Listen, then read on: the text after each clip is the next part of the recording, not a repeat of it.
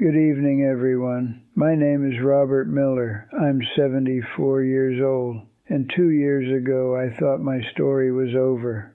Not because I wanted it to be, but because my body decided it might be.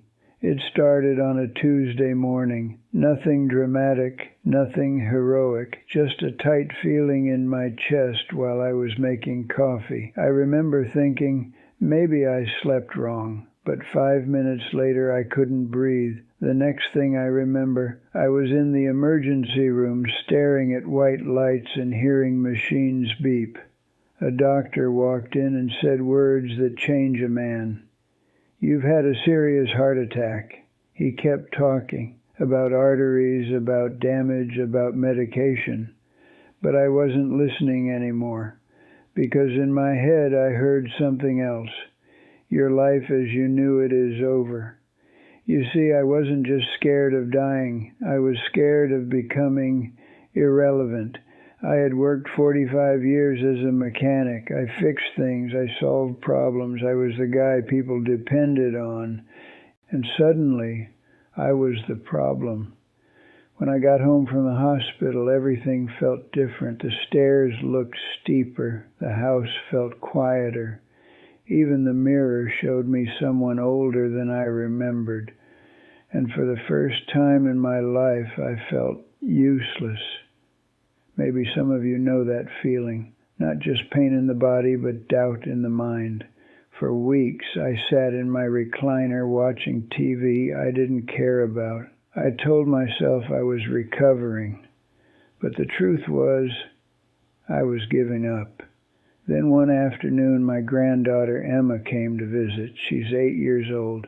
She walked into the living room, looked at me, and said, "Grandpa, why don't you smile anymore?" I laughed it off. I told her I was tired, and she said something I will never forget. "But you're still here."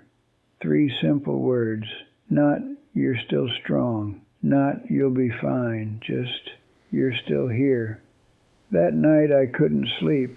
I kept thinking, if I'm still here, what am I doing with it? The next morning I did something small.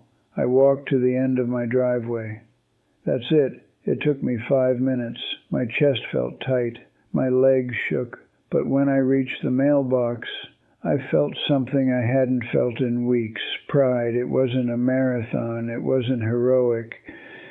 But it was movement, and movement is life.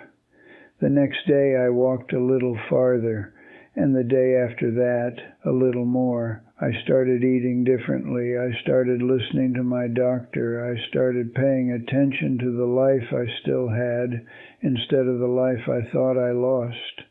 Now let me be honest with you, recovery wasn't dramatic.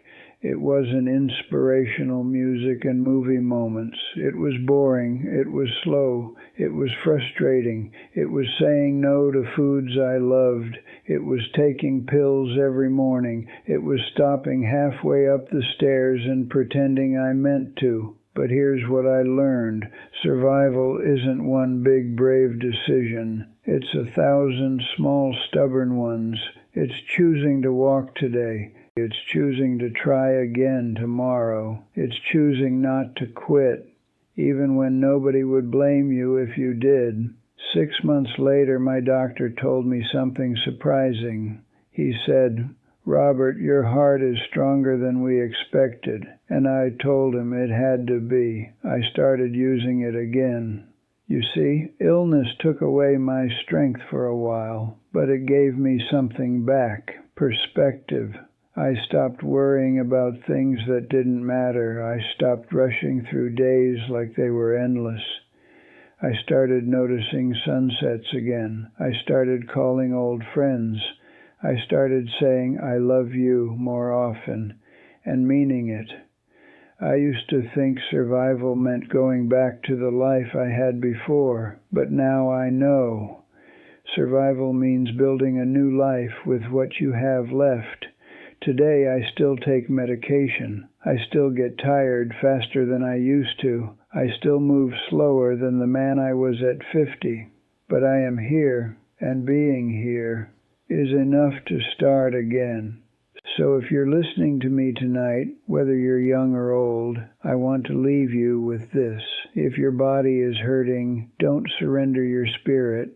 If your life has changed, don't assume it's over. If you're breathing, you're not finished. You don't need to run a marathon tomorrow. You don't need to become someone new overnight. Just walk to the end of your driveway, then come back. And tomorrow, go a little farther, because survival isn't about being fearless. It's about being present. My name is Robert Miller. I had a heart attack at 72, and I thought it ended my life, but it didn't. It just taught me how to live the rest of it. Thank you.